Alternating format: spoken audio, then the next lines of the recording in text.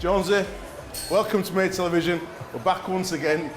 You've been stressing out on me this week. I have. We sent him out into the field of Rugby League to get 45 minutes worth of footage, and I think at some point along the journey he lost his mind, come back with about 2 hours worth, and if I was editor, mate, I'd be fuming. You are editor. I know. It's fuming. But we had some really good stuff. We've heard some great stories. It was the dream team this weekend.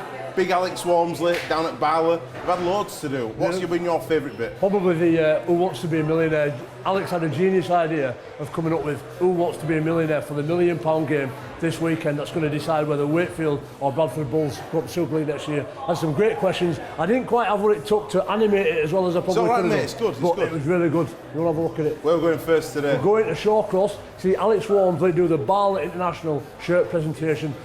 4 years ago, he was on this tour. For every young man who doesn't get into an academy, this is the dream. You could be the next Alex Walmsley at the Man of Steel dinner next weekend. It's what dreams are made of. Absolutely. Go and have a look at this big fella. Check it out. Right, we're down at Shawcross this morning. Alex Walmsley's very kindly done the Barlow shirt presentation, something really close to his heart as he's a former Barlow amateur player. I'll ask you about England end of the year. It's looking like you're going to be a shoo-in for a place in England. George Burgess this week being ruled out. Has the England selection crossed your mind at all? Yeah, it's always been in the back of my mind somehow, but I think I've always said with England, I've never put a time on it. It's certainly an ambition of mine and a goal I'd love to achieve. Obviously, there's no greater honour than representing your country. So whether it happens this year or in 2 years or 10 years time, it's something I'm striding towards, and hopefully at some point I'll get my chance. But whether it's this year or whenever, that's yet to be decided. But all I can do is just keep on training as hard as I can and hopefully improving as a player. Obviously, Steve Mack will name his team the day after grand final. I believe the boys find out, and it's released on the Monday, so Monday 13th, if I'm correct, or 12th of October. If you did get that call, who'll be the first person you phone? Oh, it'll be my old man, definitely. Yeah, he'll be made up, to be honest. He obviously, your parents go through thick and thin when you as kids, so giving up their time and that. So I'll probably give my old man a ring first, and I don't know what I think then, to be honest. I probably won't believe it, but that's a massive if at the minute, so we'll just have to see on that one. You cleaned up recently at the Saints Awards. What awards did you win? The players, fans player, and players player. Big shot. BigShot.com. What did the boys say they've been getting into? Absolutely terrorised, mate. Absolutely terrorised. I don't want to go into it, to be honest. You put a picture on Facebook saying that you wish your mum would have been there to see it. Obviously, a lot of people go through tragedy like yourself, and some people go the wrong way.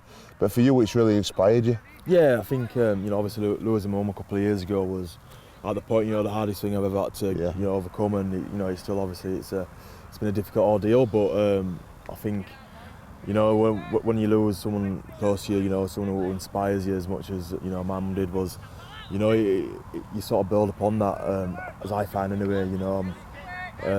Obviously you want to make your parents as proud as you can, being children. So being their children. Sorry. So I've obviously it's been a tough couple of years, sorry, and it's been difficult, pretty difficult talking about it now. It's still quite raw, but people who know mother, and the story behind her, and where she battled on with illness, it's certainly something I take into my rugby life. And I think you sort of you count lucky stars that you're where you are sometimes, and what you're doing for a living and stuff like that. So I just don't take anything for granted at the minute, and I'm just training as hard as I can. Hopefully keep on improving as a player. There's some great props that, like Jamie Peacock, who's retiring this year, and Adrian Morley. Do those kind of characters inspire? Being so young, you're still like a young lad. You must have at least, if it goes by JP's age, at least 14 years still left at the top. 14 and the rest. Yeah. Yeah, obviously, you look at Jamie Peacock and Morley and that, and they're the forwards you look up to. Growing up as a kid, and I aspire to be like. So they're both of them to have had unbelievable careers and glittering careers, and the other way as well at Leeds. There's a few, and you sort of hang your hat on their sort of reputation, and hopefully one day you might be somewhat similar to that. But they're certainly very inspiring players to me, and they're if I have half the career that the boys have, you know, it'll be great. Have you ever been starstruck going onto a field? Obviously, like we were saying a few years ago, you were still an amateur. Have you ever had that point of coming out, running out, and actually looking at someone going, it's so-and-so in front of me, I'm packing down with someone? Have you ever had that kind of... Every single week, mate, and so now, to be honest. You know, I think... You know, of all players you played against, obviously coming through and not expecting to play against these guys, who hit the hardest? Kafusi's hit me a couple of times. We've had this discussion. You've teed that up purpose because we've had this discussion a couple of times. Yeah, you know, I think Kafusi's caught me a couple of times and I thought, here we are. You were scared of him? I wasn't scared of him. You were scared. You told me you were scared a little bit. That's a lie. That's a little bit of a lie. You know, but I like how you're doing this for the TV and that. You know, it's quite funny, mate. But no, listen, you know, I thought when the first time we got hit was from Kafusi my first year, and I thought, I'm in Super League now. I thought I'm here, but yeah, you know, there's a lot of boys who can bend them, you know, and I think Luluai, you know, he can certainly, you know, rattle them as well. So there's more than a few, but yeah, cheers for that, mate. Mate, best luck for the rest of the season. Cheers, hopefully it's a successful top Thanks, man. bud. Right, we're here pitchside with the international chairman of Barla, Mick Turner. Mick, how are you? Fine, thank you, Alex. Obviously, Alex Walmsley's come down today, done this shirt presentation. One of your former players. Yeah, he's been a great asset for Barla. We can always say to lads, look where you can get to, and Alex is a prime example of lads who's been missed in the system and can go on to gain everything out of the game. Do you think there's a lot of lads who do get missed in the system? I think there's loads of lads who'll get missed in the system. I think on this tour alone there'll probably be 5 or 6 sign on when we get back. Obviously, it's a great pathway, Barla, for some of these players to keep them in the representative rugby and keep them feeling like there is an opportunity there. I think it's a great opportunity for lads, not just because of that, mainly because once they get that character playing international rugby, they keep interested in game and they play longer in their lives. I think they play keener seasons. There's over 35s, there's under 23s, there's under 19s, under 17s. It's a great pathway through Barla for players to get that opportunity of touring. And the tour this year, where are you going to? We're going to South Africa. We're playing 3 games over there, and it's to aid them for the build-up for the World Cup. Fantastic. And what's the first thing you're going to pack in your suitcase? Suntan cream.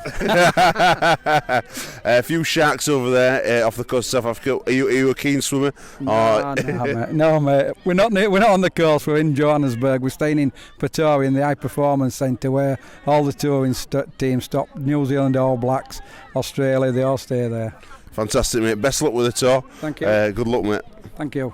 I mean, with Alex Walmsley at Shawcross, he come to do the England Barla shirt presentation, which was outstanding. But it's close to your heart because only in 2011 you went on the last tour with them, didn't you? Yeah, I did. Yeah, I went to Dubai with the Open Age, so it's you know, it's an organisation which I'm very proud of to be a part of, and you know, I've got a history with Barla, so yeah, I'm happy to be here and present the shirts, you know, to the boys and that. You know, I've played with a few of these boys as well not so long ago, so it makes it even more special for me. And did you think back then, just 4 years ago, that you might be a candidate for Man of Steel just a few years later? Oh no, not at all. You know, those are pipeline dreams for me back then. I think, you know, when as an amateur rugby league player, you know, the pinnacle is sort of Barla and representing your country at the amateur level. So to represent my country, you know, back then was unbelievable, and it's still something I'm so proud of. But yeah, you know, to find myself here now, stood, you know, being a candidate for Man of Steel, it's been a strange few years, but yeah, you know, still trying to get my head around it a little bit, but you know, I'm quite proud. Well, in terms of pathway,